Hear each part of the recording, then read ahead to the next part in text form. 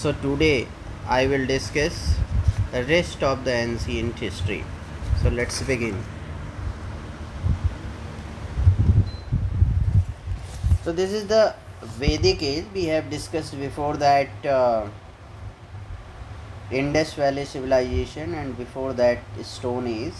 So in the Stone Age itself we have discussed so many things like Paleolithic age, Mesolithic age, Neolithic age and Chalcolithic age, all those things.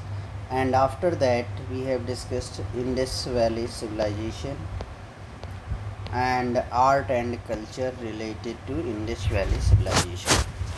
So now let's move to another important topic, that is Vedic age. So before understanding this topic we must understand few terms, okay, like few terms like who are the Aryans, okay, and what are the Vedic literatures. So these things we must understand.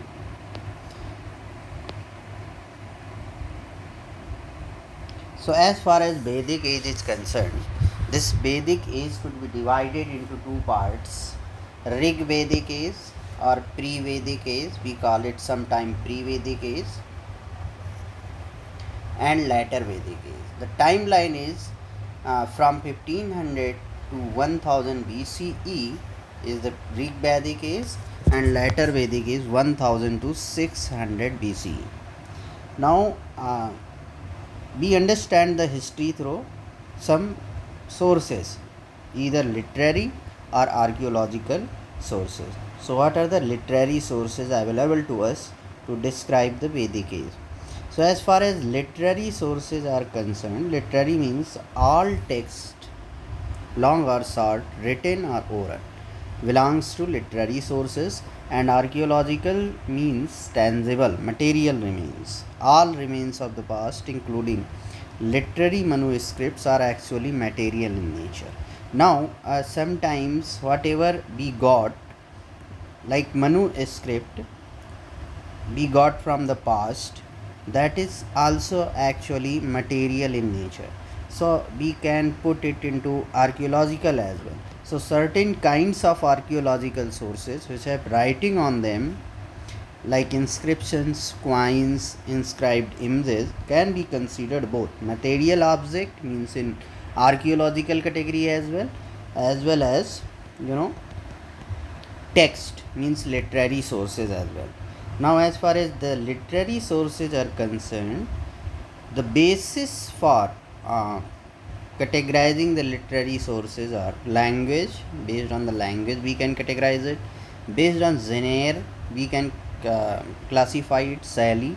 Based on content, whatever content it will have, based on that we can classify it. Now scholars who have studied the old languages divided the languages of the world into different families, okay, like Indo-European family, Dravidian family, Austroasiatic family, Tibeto-Burmese family. Actually we are going to answer the important sources Vedas, right? Now Vedas and Aryans belongs to which linguistic group? If we want to understand, then we must understand first different families of languages, right? So Indo-European family includes Hindi, Punjabi, Marathi, Bengali, Assamese, Gujarati, Sindhi, Odia, Nepali, Kashmiri, as well as Persian, Greek, Latin, German, French, Dutch, Italian, Spanish, American, and other languages of Europe and Asia. Basically this will contain the languages of Europe and Asia. Europe and Asia, right? And Dravidian languages, the Dravidian family of languages will be spoken in South India, like Tamil, Malayalam, Telugu, Kannada, Tulu. So Tamil is the oldest literature. So I have written here one, and Kannada is the second oldest. Okay, Austroasiatic, like Shantali, Khashi, Mundari, and some other language of Eastern India. We call it Austro-Asiatic family language.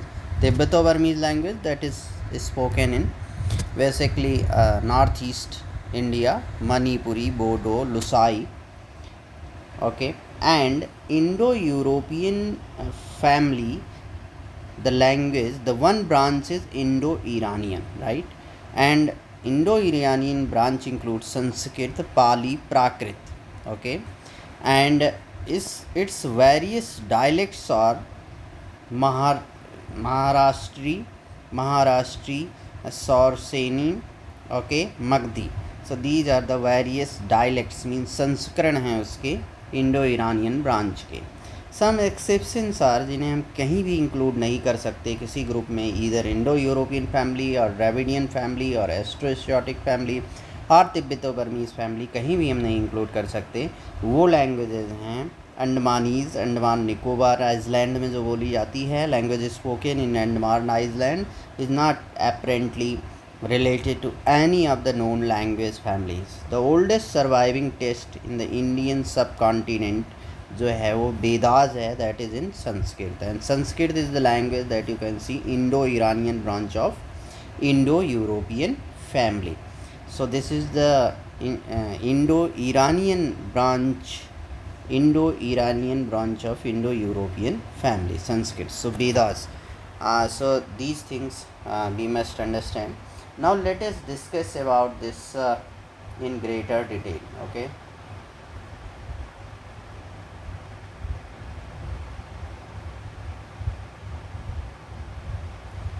So let's discuss this in greater detail.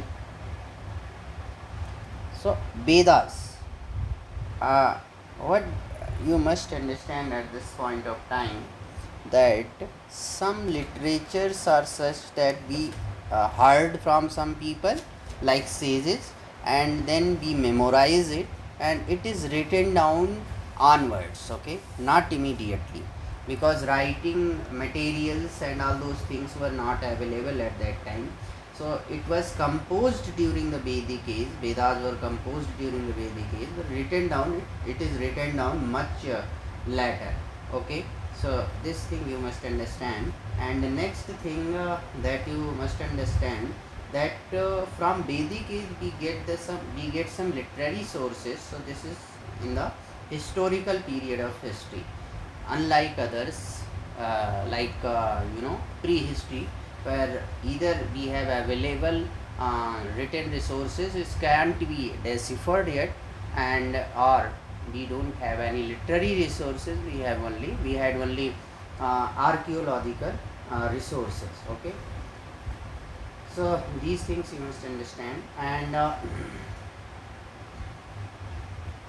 Harappan cultures we have studied, that was the city life. In Vedic culture we will see that no city life in early Vedic period. Okay, so these things you must understand. Now as far as, let us understand this Vedas and all those things.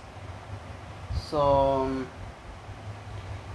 first I will put some concept related to that. Okay, so concepts are the following. Suppose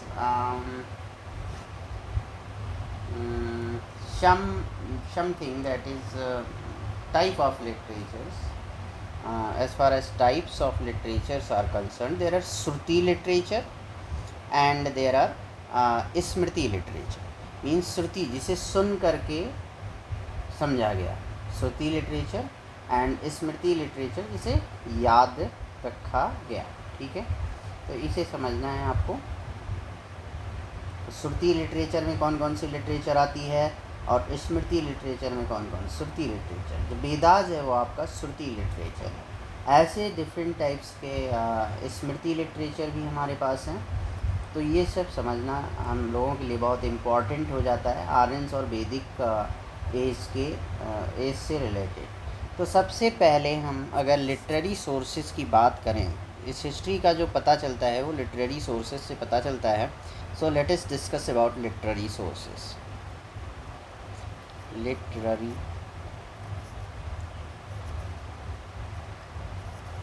sources, ठीक है। तो literary sources में सबसे पहले जो आता है that is वैदिक टेक्स्ट, वैदिक text. Okay, so what is Veda? The word Veda is derived from the root word. What is Veda? So Veda, okay, the word Veda is derived from the word vid, vid, vid, which means to know,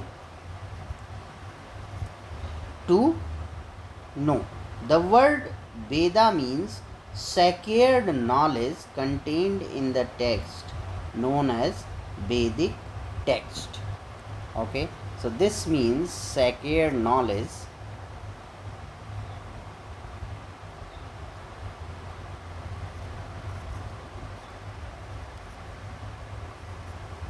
sacred knowledge, okay, contained in the text known as Vedic text.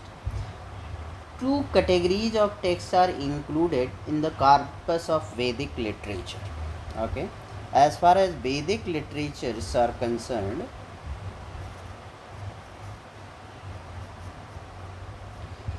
two corpus of the Vedic literature. Okay, these are mantra and brahmana.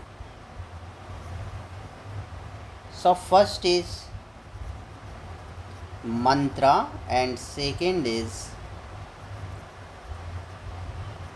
brahmana,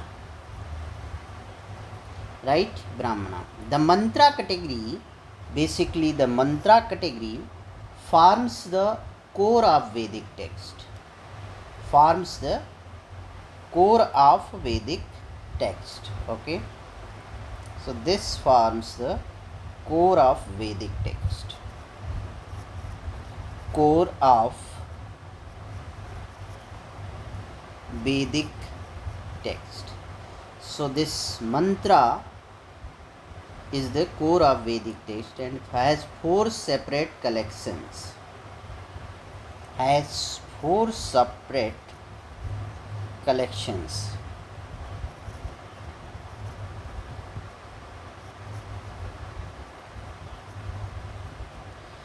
What are the names of all those four separate collections? These are Rig Veda,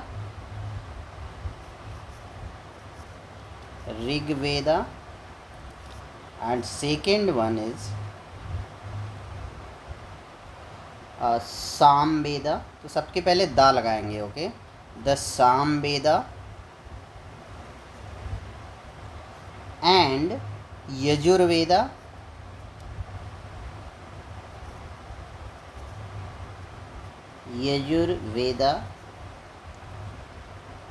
all right, Atharva Veda, next one is Atharva Veda, right? So these are the four separate collections. And Brahmanas, what are Brahmanas? Brahmanas not to be confused with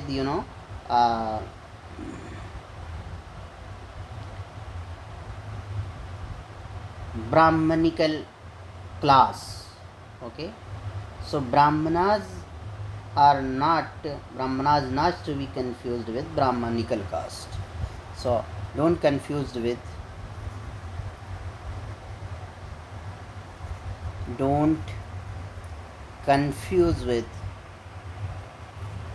Brahmanical caste.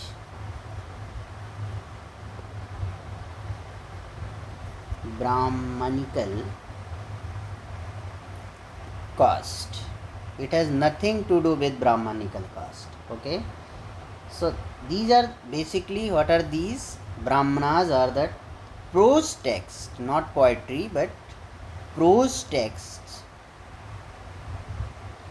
containing the explanation containing the explanations of the mantras,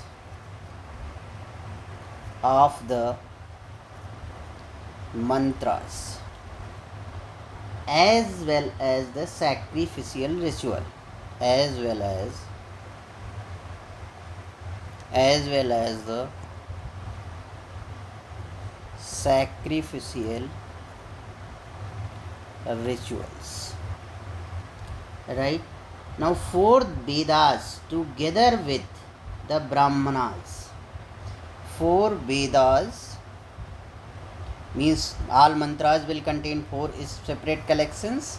Mantras will consist of Rig Veda, Sam Veda, Yajur Veda, Athar Veda, as well as Brahmanas are also known as Shruti or hearing, that is, was directly heard by the sages. So these literature means four Vedas and Brahmanas. Okay, these are directly heard by the sages. Directly heard by the sages. So these are directly heard by the sages. That's why these literature are called Shruti literature. Which type of literatures are there? These Shruti literature मतलब सुना हुआ, Shruti literature, Shruti literature. So these directly heard by sages, that's why they are called Shruti literature, and it includes mantra means four Vedas, Rig Veda, the Sham Veda, Yajur Veda, Atharva Veda, as well as Brahmanas means that is the explanation of the mantras, prose, explanation in prose. Okay, so this is mantras are in poetry and this is in prose. So these are the explanation in prose, text related to explanation in prose. Explanation of what? Explanation of mantras, right? So these are the things that you must understand. Okay, so these are the Shruti literature. All right, next thing that you must understand, two more literature that are Arankyas as well as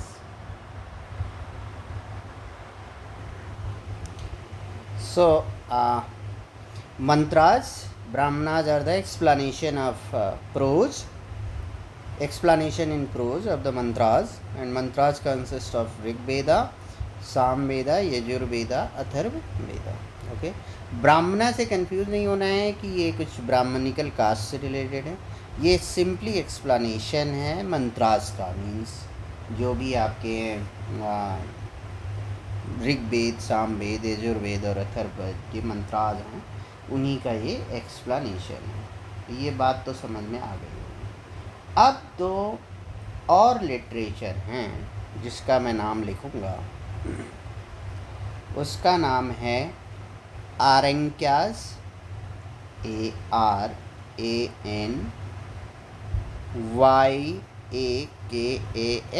आरंक्यास। इसका मतलब है forest treaties, forest treatises, forest treatises. इसका literary जो meaning हुआ वो क्या हुआ? Forest treatises means a written work dealing formally and systematically with the forest subject. Okay, तो ये चीज़ हो गया। और एक है the Upanishads. So the Aranyakas and the Upanishads, the Upanishads, the Upanishads. Upanishads, Upanishads का मतलब हुआ sitting down decide, sitting down beside. What are these two? Means Arankyas and Upanishads. These are merely appendices to the Brahmanas. ये क्या है? appendices है ब्राह्मणास का. Okay,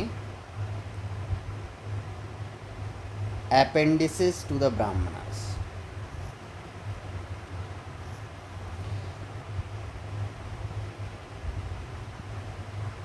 Appendices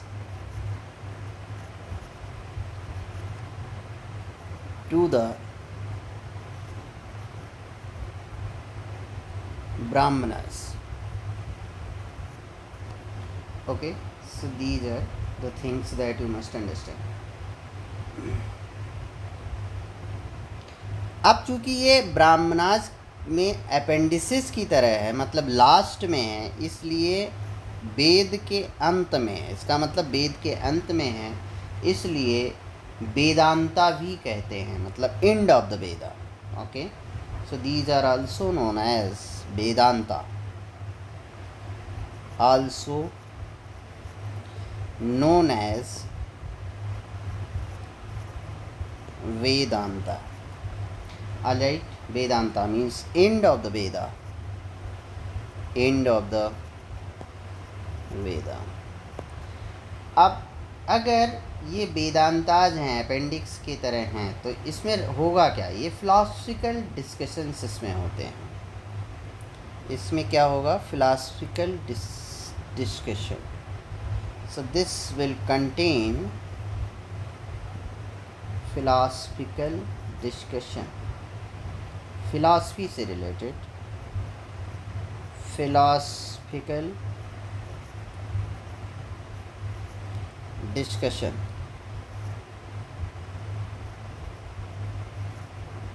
Philosophical discussions. Okay. The social, economic, political and religious aspect of the life of the people came to be reflected in the Vedic literature. Okay, Vedic literature से ही हमें social, economic, political and religious aspect of life के बारे में पता चलता है. And religious aspect of life. तो ये फाउंडेशन हो गया जिससे हम समझते हैं. तो जो वैदिक लिटरेचर है उसमें 4 चीज़ें आपको मिलेंगी. वैदिक लिटरेचर जो हम लोगों ने पढ़ा, इसमें 4 चीज़ें आपको मिलेंगी.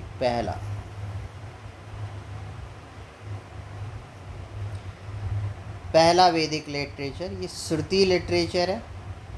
ठीक है, मतलब सुना गया है, श्रुति लिटरेचर. और इसमें मंत्रा एंड दूसरा क्या है, 2 कार्पस में आए. दूसरा जो Brahmanas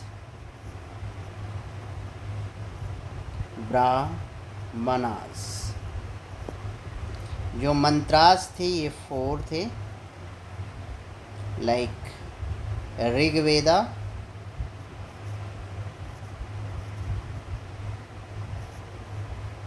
and another one is Samveda,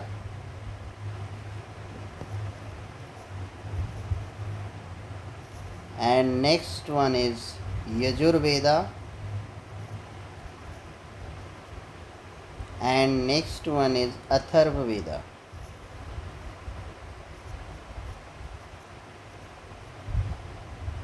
Atharvaveda. Brahmanas क्या थे? Brahmanas are the explanation. अब इसका एक्सप्लेनेशन नेक्स्ट आया, इसका एक्सप्लेनेशन.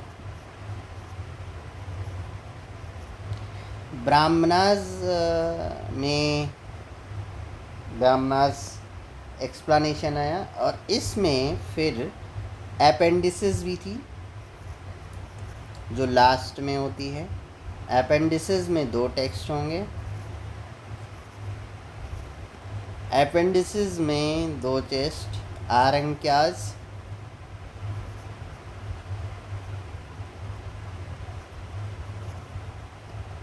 आरण्यकास,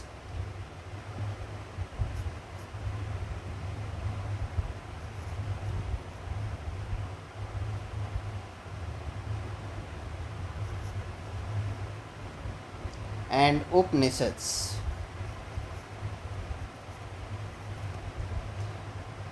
तो ये अपेंडिसेस होंगे, ठीक है। तो अपेंडिसेस है इसीलिए हम इसे वेदांता भी कहते हैं, क्योंकि वेद के अंत में आया होगा। तो ये वैदिक लिटरेचर का, श्रुति लिटरेचर का एक हमने आपको ओवरव्यू दिया।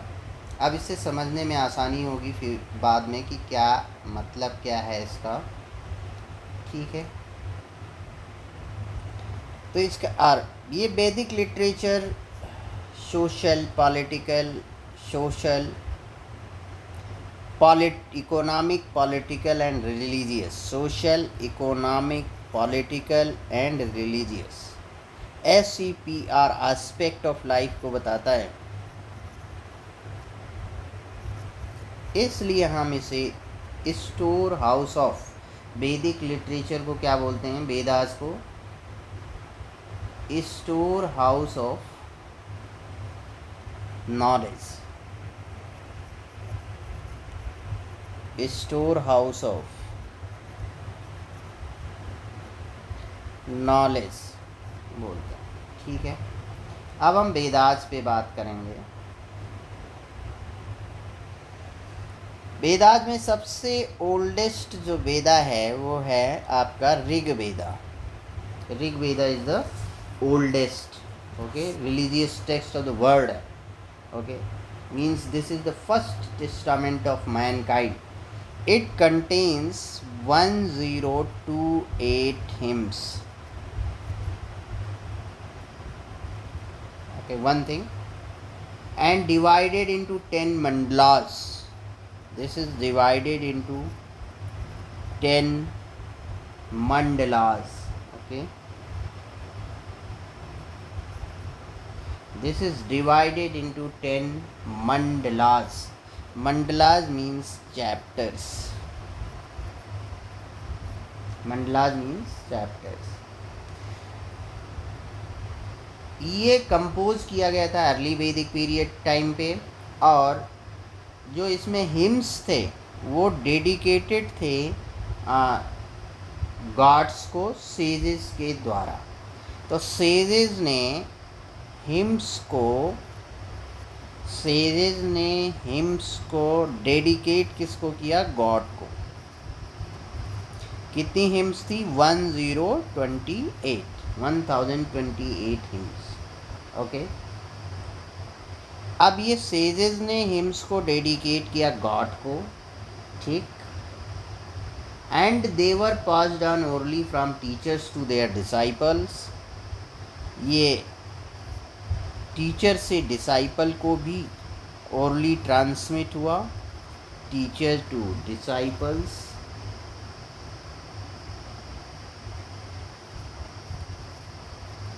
ओरली ट्रांसमिट हुआ, ओरल फॉर्म में ट्रांसमिट हुआ टीचर से डिसाइपल्स को। तो जो ऋग्वेदिक हाइम्स है वो एक ऑथेंटिक सोर्स है नॉलेज का। ऋग्वेदिक पीरियड टाइम के जो भी लाइफ थी पीपल की, उसके लिए एक ऑथेंटिक सोर्स माना जाता है, ओके। और जो भी इंडियन फिलॉसफी बेस्ड है वो most of the Indian philosophy is based on Rigveda. अब ये इसी ऋग्वेदा में ही फेमस गायत्री मंत्र भी है। जो गायत्री मंत्र है वो भी इसी ऋग्वेदा का ही पार्ट है, ठीक है, गायत्री मंत्र। तो जो फेमस गायत्री मंत्र है that is also the part of Rigveda. So the Vedas are useful resources, valuable resource for what, Vedic Rigvedic people, useful resources for Rigvedic people, ठीक। तो ये बात आप लोगों को समझनी है, अंडरस्टैंड करनी है, ठीक। So Rig Veda, Rig Veda are Shruti literature, means what is being heard, and there are some literatures also which has been remembered, that comes under the category of smriti literature, right? So shruti literature and smriti literature. Well, so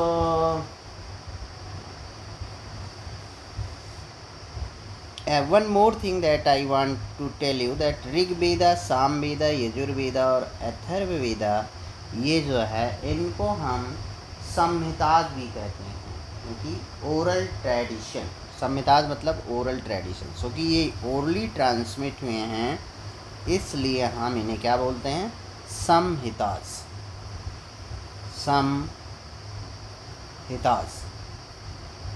means oral tradition, oral tradition, okay. The Vedas actually क्या है, it is a essentially compilation of prayers and hymns offered by different families of poets and sages to various gods, right?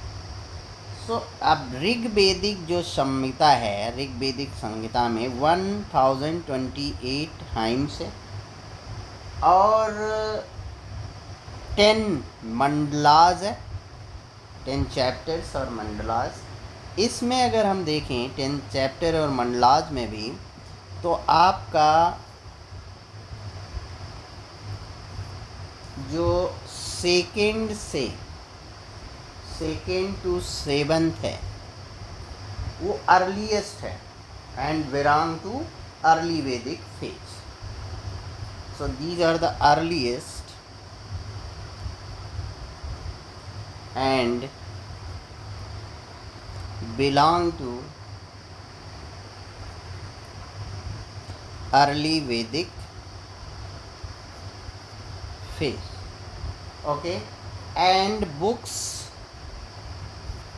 and chapters first 8th, बचा कौन कौन सा, second to seventh छोड़ दीजिए, तो first बचा सेकेंड के पहले, सेवन्थ के बाद 8th and 9th chapter and 10th chapters are considered to be later addition to the Samhitas.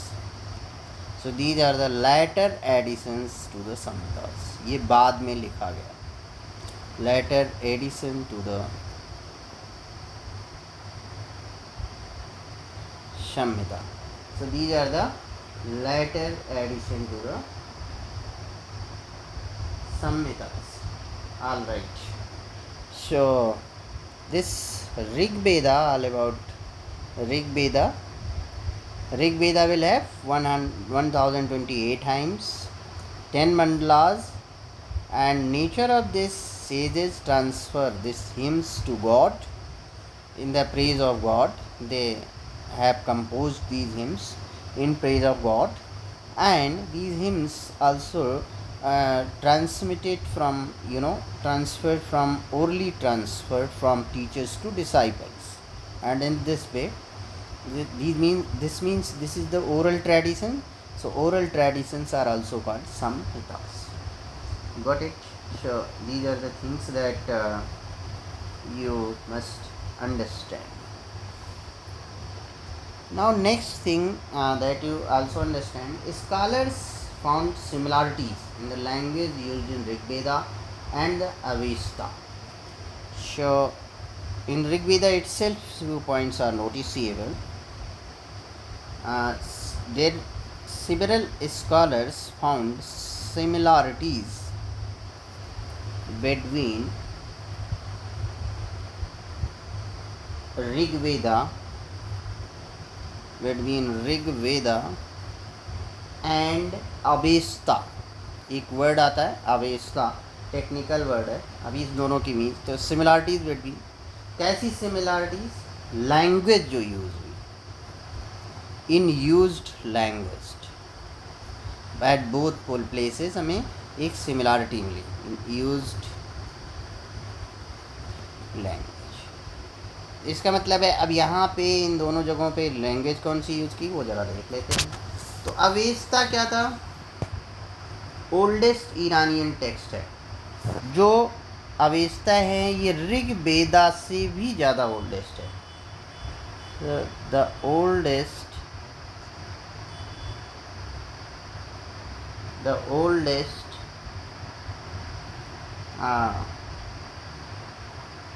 Iranian text.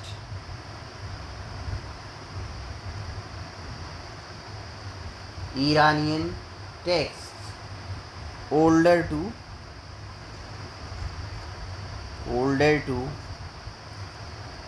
Rigveda, ये ऋग्वेदा से भी ओल्डर है ना। अब इन दोनों ऋग्वेदा के बीच और इस ईरानियन टेक्स्ट के बीच सिमिलरिटी मिलती है, इसका लिंग्विस्टिक सिमिलरिटी मिलती है। इसका मतलब क्या हुआ, तो based on these linguistic similarities, based on these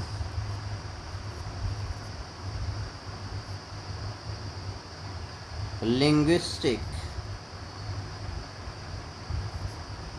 similarities, based on these linguistic similarities and also are taking into precedence, taking into account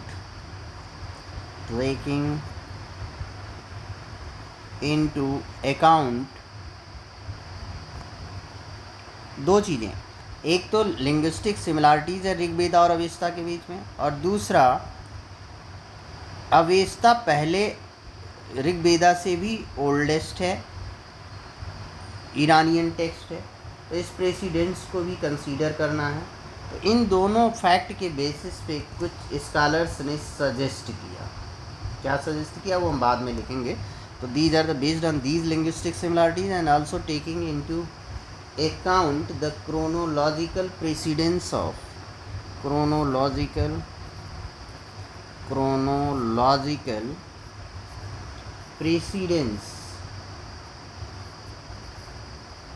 precedence of Avesta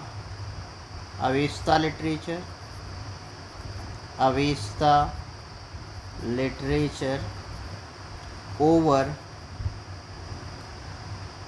Vedic literature, or over the Rig Veda only, okay, over the Rig Veda. These scholars suggested the following. These scholars suggested the following. पहला क्या suggest किया, first one, okay, the first one that they had suggested, that people represented in both these books belong to a common linguistic group. The people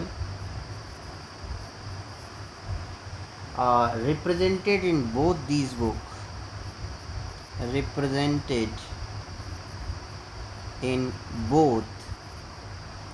means in both Rig Veda and Avesta.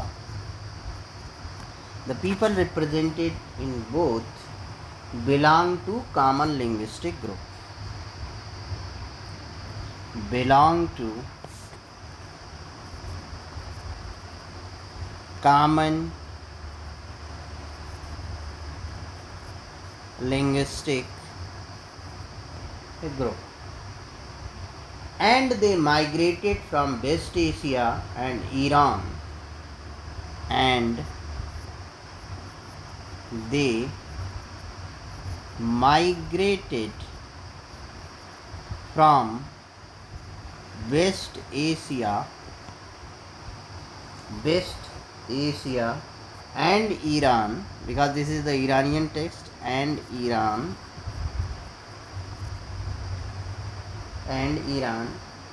to the Indian subcontinent.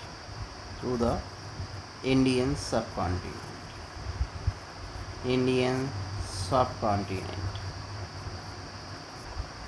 समझने की बात है यहाँ पे। Avesta literature पहले आई जो कि Iranian text था, और ऋग्वेदा बाद में आया, और ईरानियन टेक्स्ट और ऋग्वेदा में सिमिलरिटी मिलती है। इसका मतलब हुआ कि ये पहले आया अवेस्ता, तो अवेस्तिक जो पीपल थे वो वेस्ट एशिया ईरान के थे, वो फिर ऋग्वेदा इंडिया में, तो वो वही वेस्ट एशिया से पीपल माइग्रेट किए कहाँ पे, इंडिया पे, इंडिया में, इंडियन सब कॉन्टिनेंट में, ठीक है।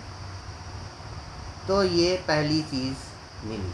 तो जो पीपल वेस्ट एशिया से इंडियन सब कॉन्टिनेंट में माइग्रेट किए, these people were called the Aryans.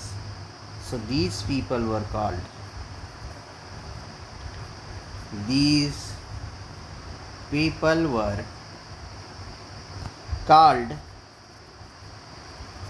Aryans. All right, these people were called Aryans. Second point, what they have mentioned, they have concluded the Aryans had a common original home from where different groups migrated to Europe and East. Okay, so the Aryan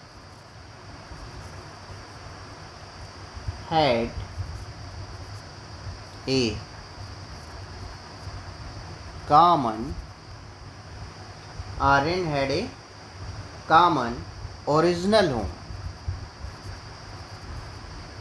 original home from where they have migrated to Europe and Asia, from where different groups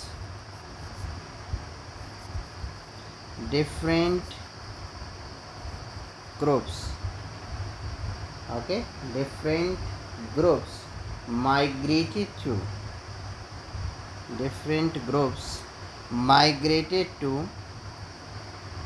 Europe and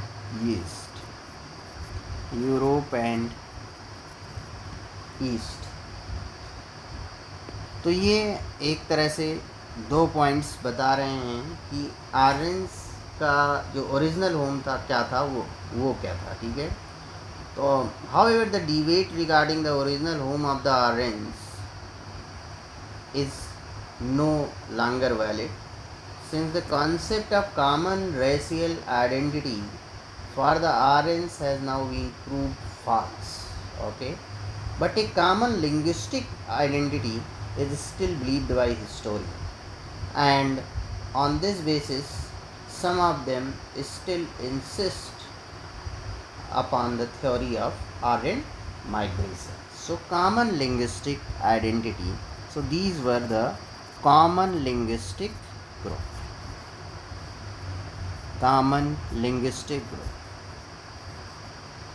Okay, so this relates to theory of Aryan migration.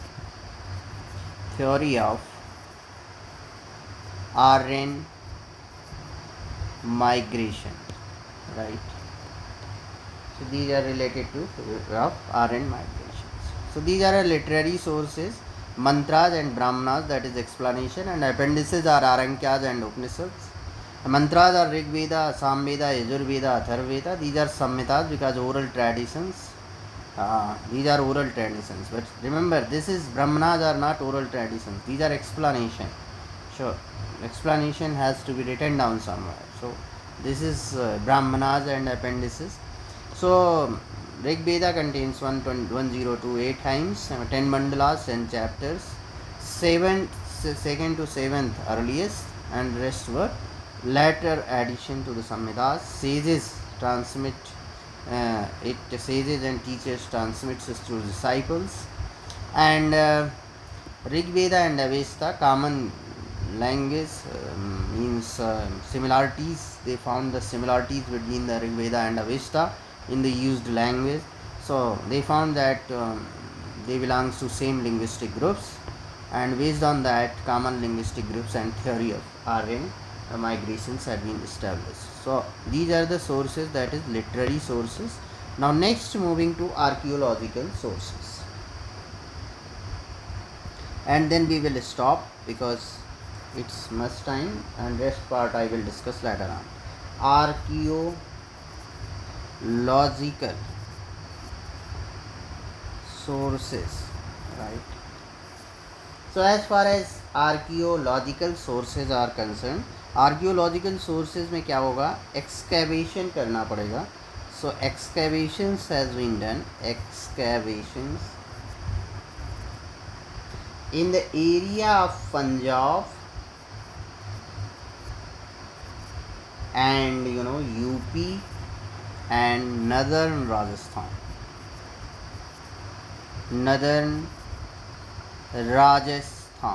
Alright. Along the means Punjab, UP और northern Rajasthan किस river के along है? Along the river Indus and Ghaggar rivers over the last years have unearthed many along the river Indus and Ghaggar rivers over the last 40 years have unearthed many post-Harappan Chalcolithic settlements from these regions. Okay, so many post-Harappan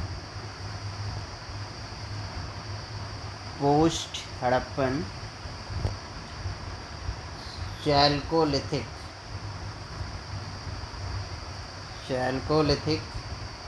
settlements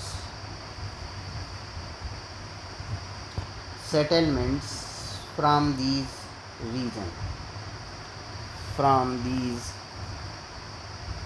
regions. Okay, the Chalcolithic cultures are also called these Chalcolithic cultures. जो Neolithic के बीच आया, बाद में आया, उसी के साथ Harappan civilisation भी स्टार्ट हो जाता है बीच में. तो ये Chalcolithic cultures are also called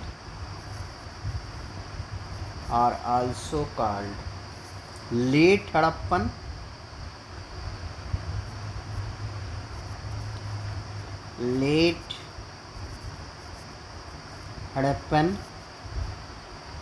OCP means ochre colored pottery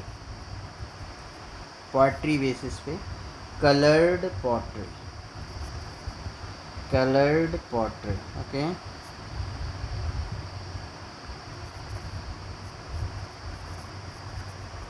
pottery. And second type of pottery is BRW, black and red ware. मतलब पेंटिंग होने लगी कलर से, black and red ware. And PZW cultures means painted grey ware cultures. So these have been dated from 1700 BC to 600 BC. अब आप देखो ऋग वैदिक period कहाँ से स्टार्ट होता है. तो ऋग वैदिक period you will find that it's 1500 to 600 BC. तो 1500 to 600 BC में ही 1500 to 600 BC मतलब इसी के बीच में ये टाइम लाइन है. तो 1500 BCE एंड 600 BCE के बीच में 1700 BC और पहले से देखिए, और पहले से ही 1700 BCE से आपका चैल्कोलिथिक कल्चर चला आ रहा है। चैल्को मीन्स कापर आ जाएगा और स्टोन टूल दोनों आ गए, ठीक है। तो ये चैल्कोलिथिक कल्चर है। और इससे पहले क्या था? इससे पहले क्या था? Indus valley civilisation, IBC, all those things. So chalcolithic culture, chalcolithic culture मतलब these are the late Harappan, okay, late Harappan culture, OCP coloured pottery, BRW black and red greyware, PGW cultures भी हम इन्हें कहते हैं, ठीक है। फिर भी हमें ये ध्यान में रखना है, रिमेंबर कर रखना है कि pottery types don't reflect the entire culture of the people, ठीक है। Some points are noticeables. Note, pottery type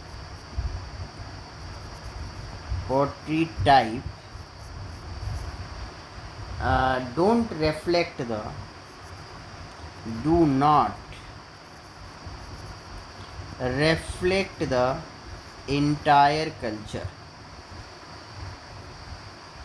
वो इंटायर कल्चर को रिफ्लेक्ट नहीं करता। इसका मतलब क्या है? Different pottery types don't necessarily mean that people who use these pots are also different, okay. So 1 2 you can note different pottery types, different pottery types do not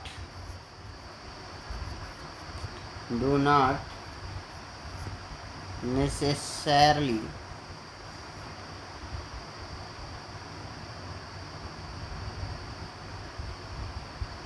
mean that people who use these pots, people who used these pots were different, okay। So pottery analysis केवल ये help करती है एक specific trait of cultural assemblage को, nothing more. So what we get from this pottery?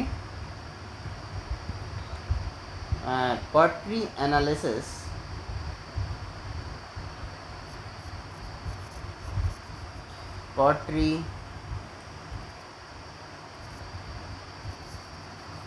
analysis only helps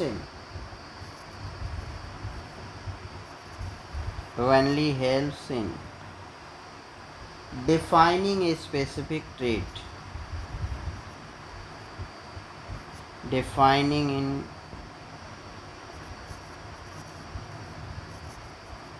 a specific trait of the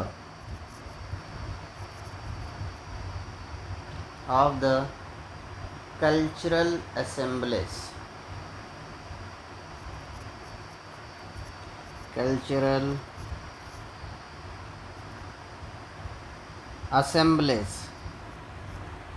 okay, nothing more,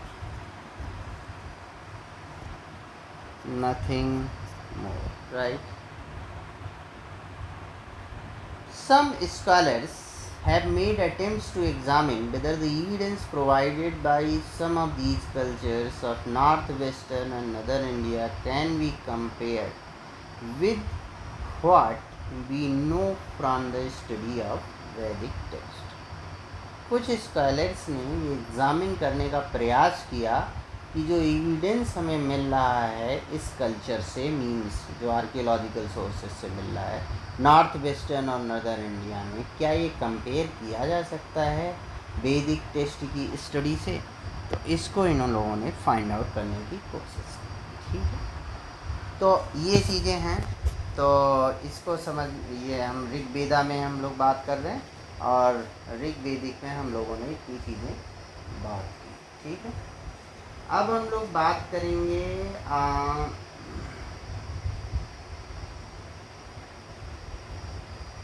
अब sources में केवल ऋग्वेदा ही ऋग्वेदिक source का है, और बाकी जो सोर्सेज हैं वो सारे लेटर वैदिक सोर्सेज हैं। जैसे ऋग्वेदा के अलावा जो सामवेद है, यजुर्वेद है, अथर्ववेद है, और जो आपका ब्रह्मनाज है और आरंक्याज है और उपनिषद है, ये सारे क्या हैं, सोर्सेज हैं लेटर वैदिक एज के। और लेटर वैदिक एज के जो आर्कियोलॉजिकल सोर्सेज हैं उसमें PGW कल्चर मिलता है। वो नॉर्थ इंडिया में उसकी 700 PGW साइट्स मिली है। तो इनमें लेटर वैदिक एज में PGW कल्चर मिलता है, ठीक है, पेंटेड ग्रे वेयर कल्चर। तो ये सोर्सेज के बारे में हो गया अर्ली वैदिक और लेटर वैदिक एज। अब हम बात करने जा रहे हैं इकोनॉमी की, ठीक है। इकोनॉमी कैसी थी, सोसाइटी कैसी थी, पॉलिटी कैसी थी, और रिलीजन कैसा था, ठीक। तो आते हैं हम इकोनॉमी पे बात करते हैं। इकोनॉमी, ओके, या इसको हम नेक्स्ट लेक्चर में बात करेंगे। इकोनॉमी, सोसाइटी, पॉलिटी और इन सब के बारे में हम लोग बात करेंगे नेक्स्ट लेक्चर में। इस लेक्चर में अभी तक इतना ही, ताकि आप लोग इसे डाइजेस्ट कर सकें, और रेस्ट हम कंपैरिजन करेंगे इकोनॉमी, पॉलिटी। बट डिटेल में कंपैरिजन से पहले हम एक ब्रीफ आपको बता दें। जो जियोग्राफिकल जोन है अर्ली वैदिक एज, और comparison between early and later वैदिक एज। कंपैरिजन बिटवीन अर्ली वैदिक एज EVA एंड लेटर वैदिक एज, इसे हम क्विकली कंपेयर कर रहे हैं, और लेटर हम इसको कॉम्प्रिहेंसिवली डिस्कस करेंगे। तो पहला पॉइंट जो हम लेंगे वो जियोग्राफिकल जोन लेंगे। जियोग्राफिकल जोन, तो जियोग्राफिकल जोन में हम इसमें पाएंगे north west India. North early वैदिक एज में अगर हम देखें तो north west India. North west India का मतलब क्या हो गया, Afghanistan, Punjab, Haryana, okay. So these are the name. Sindhu means Indus, Vitasta means Jhelum river का भी इसमें वर्णन किया गया है। Asikni means Chenab, Parushni means Ravi, Vipasha means Beas, Shutudri means Sutlej, okay, and Saraswati means Ghaggar. और लेटर वैदिक एज में क्या हुआ, लेटर वैदिक एज में ये गंगा वैली की तरफ शिफ्ट हो गया। Ganga valley, Aryavarta, western Ganga valley में शिफ्ट हो गया। ये एरिया है कुरु जनपदा की, ठीक, जिसके दो कैपिटल थे, हस्तिनापुर और इंद्रप्रस्थ, ओके, दोनों वेस्टर्न यूपी में हैं, ठीक। तो अगर हम देखें नॉर्थ वेस्ट इंडिया में, तो अफ़गानिस्तान क्या क्या था पहले, ये मीन्स इंडियन सब कॉन्टिनेंट की बात हो रही है। तो इंडियन सब कॉन्टिनेंट में मतलब undivided India, Afghanistan, Punjab and Haryana, ठीक है, हरियाणा, ठीक। और सिंधु रिवर्स कौन कौन सी इंक्लूड होती थी, तो उससे पता चलता है, सिंधु, इंडस एंड बितास्ता। बितास्ता झेलम को बोलते थे, झेलम को क्या बोलते थे, बितास्ता। असीकानी, असी कानी किसको बोलते थे, चेनाब को। और परुशनी, परुशनी किसको बोलते थे, रावी को। और बिपासा, बिपासा ब्यास को बोलते थे, बिपासा। और सतुद्री सतलज को बोलते थे, सतुद्री, शतुद्री बोलते थे सतलुज को, सतलुज, ओके। और सरस्वती बोलते थे घाघर को, सरस्वती बोलते थे घाघर को, राइट। तो ये चीज़ हो गई। अब ये लेटर वैदिक एज में गंगा वैली में ट्रांसफ़र हो रहा है। गंगा वैली को दूसरा नाम अब मैं दे रहा हूँ आर्यावर्त। क्या? आर्यावर्त। ये western Ganga valley, western Ganga valley. Alright, these are the western Ganga valley. ये कौन सी एरिया है जिसकी बात हो रही है? It was the area of, it was the, जहाँ पीपल फूड रखने लगे, एग्रीकल्चर डेवलप होने लगा। तो इसका मतलब हो गया कि पास्चोरलिज्म से किसकी तरफ बढ़ गए? एग्रीकल्चर लेटर वैदिक एज में। तो लोग वहाँ सेटल होने लगेंगे। तो सेटल होने लगेंगे तो जहाँ पे पीपल लोग पैर रख देते थे, तो जन अगर पद रख दे तो वो पद मतलब पैर, वो जनपदाज बन जाता था। तो it was the area of, it was the area of Kuru Janapada, Kuru Janapada. Okay, having two capital, having two capitals, एक तो हस्तिनापुर, हस्तिनापुर, ओके, एंड दूसरा Indraprastha, Indraprastha. Okay, these are in western UP, of course, western UP, western Uttar Pradesh. और क्या हम देख रहे हैं? Many Janapadas have emerged, many, यही जनपदाज बाद में कन्वर्ट हो जाएंगे महाजनपदाज में। So many Janapadas have emerged, many Janapadas have emerged in the north, in the north. Okay, the janpada were the territorial kingdom, more involved than the janas of the early Vedic age.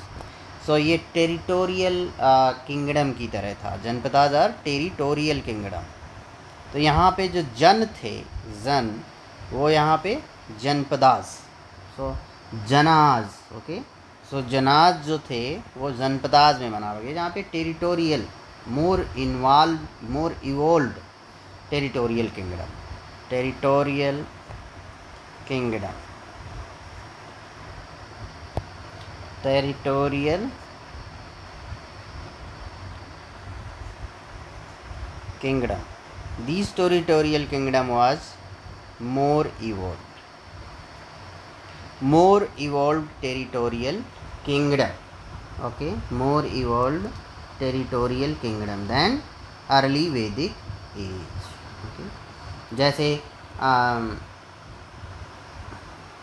और ये जो जनपदाज थे ये mutual fighting में भी involve थे for possessing the land and territorial expansion. कुरु, पंचाला, कोशला eastern UP, विदेहा का कैपिटल मिथिला है ना, और मगध साउथ बिहार।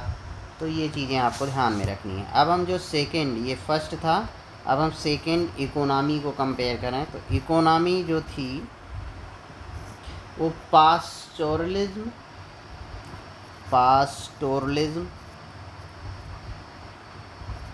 बेस्ड थी, और ये यहाँ पे चेंज होके आ गई, एग्रीकल्चर बेस्ड हो गई, एग्रीकल्चर बेस्ड हो गई। ठीक, सोसाइटी, अब अगर हम सोसाइटी की बात करें तो कैसी थी सोसाइटी? अर्ली वैदिक एज में जो सोसाइटी थी वो ऑक्यूपेशन बेस्ड थी, ऑक्यूपेशन बेस्ड सोसाइटी थी। बाद में ये वर्णा बेस्ड हो गई, वर्णा बेस्ड सोसाइटी हो गई। अब पॉलिटी की बात करें, economy, society and then polity की बात करें, अभी हम इस पर डिटेल डिस्कशन भी करेंगे पॉलिटी। तो यहाँ पे क्या था? जना पे कंट्रोल था, तो control of the ruler over its people. Early वैदिक एज में control of the ruler over its people, over its people. और यहाँ पे आते आते ये control of ruler over territory हो गया। Control of our ruler over territory. Okay, अब हम आते हैं रिलीजन पे। तो फिफ्थ पार्ट है रिलीजन। ऋग्वेदिक एज में क्या रिलीजन था और लेटर वैदिक एज में। तो ऋग्वेदिक एज में इंद्र एंड अग्नि, एंड लेटर वैदिक एज में रुद्र शिवा, रुद्र शिवा। ओके, या आप कहेंगे आदि पुरुष, आदि पुरुष सुप्रीम गॉड। ओके, अश्वमेधा, वाजपेया, राजसूया। तो ये सब चीज़ें उसमें आ गई। तो हमने क्या क्या डिस्कस कर लिया, एक कंपैरिजन कर लिया अर्ली वैदिक और लेटर वैदिक एज में। जियोग्राफिकल जोन, इकोनॉमी कैसी थी जो दोनों में, अर्ली वैदिक और लेटर वैदिक में। सोसाइटी कैसे चेंज हुई और पॉलिटी कैसे चेंज हुई और रिलीजन कैसे चेंज हुआ। तो ये चीज़ें हो गई। अब हम लोग थोड़ा सा बात करेंगे, इसकी डिटेल डिस्कशन पे जाएंगे। पहले तो ये डिस्कशन हमने कर दिया तो इससे आपको एक ओवरव्यू टाइप मिल गया। अब हम लोग डिटेल डिस्कशन करेंगे कि इस पे डिटेल में क्या क्या बातें हुई। ठीक है, तो अब हम डिटेल में आगे बढ़ते हैं।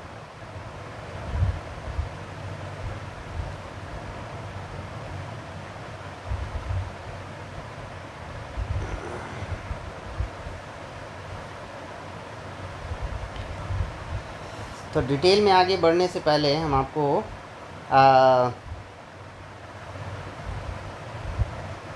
क्या क्या बताते हैं। Yes, all right.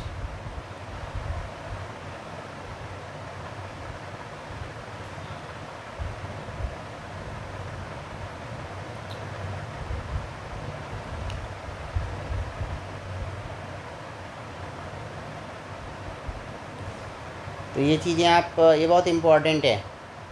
सिंधु को जो ऋग्वेदिक नेम्स था डिफरेंट, तो मॉडर्न नेम जैसे इंडस है जो मैंने ब्रैकेट में लिख रखा है, और ऋग्वेदिक नेम सिंधु। झेलम ऋग्वेदिक नेम बितास्ता, ठीक है, झेलम का ऋग्वेदिक नेम बितास्ता। ऐसे ही चेनाब मॉडर्न नेम, और असीकानी कैसा नेम था, चेनाब का ऋग्वेदिक नेम था। ठीक है, चेनाब का ऋग्वेदिक नेम अस्किरी भी बोलते हैं इसे, या अशकानी भी बोलते हैं। तो और पुरुषनी, ठीक, ये सब आपको ध्यान में रखना है। Right, geographical extent we have discussed. So as far as geographical extent are concerned, Rigvedic age में अब हम थोड़ा डिस्कस कर रहे हैं। तो Rigveda gives an idea of geographical expanse of early Vedic period. So Aryans who were confined to the area who came to be known as Sapt Sindhu or Sapt Sandho, land of 7 rivers, comprising of modern day eastern Afghanistan, Punjab, both of India and Pakistan, दोनों का Punjab, okay, and Haryana, part of western Uttar Pradesh. ये सारा क्या किस में आता था, सप्त सैंधो प्रदेश में आ जाता था। मीन्स सप्त सैंधो में क्या क्या आ जाएगा, अफ़गानिस्तान, पंजाब, हरियाणा, है ना, Punjab both India and Pakistan. तो according to some scholars these 7 rivers are the 5 rivers of the Punjab along with Indus and the Saraswati. तो 5 रिवर तो पंजाब की हो गई, और इंडस और सरस्वती रिवर 2 और ऐड कर दीजिए तो 7 रिवर्स हो गई। ओके, तो ऋग्वेदा जो मेंशन करता है वो कुछ रिवर्स को मेंशन करता है, जैसे Kubha, Kabul in the modern times, Krumu, Kurram, Gomati, Gomal, Sindhu, Indus and its 5 tributaries like Vitasta और झेलम, असीकिनी, है ना। तो ये सब आपको, तो इसमें ये चीज़ें आपको ध्यान में रखनी हैं। अब रेस्ट पार्ट हम नेक्स्ट लेक्चर में डिस्कस करेंगे। ओके, तब तक के लिए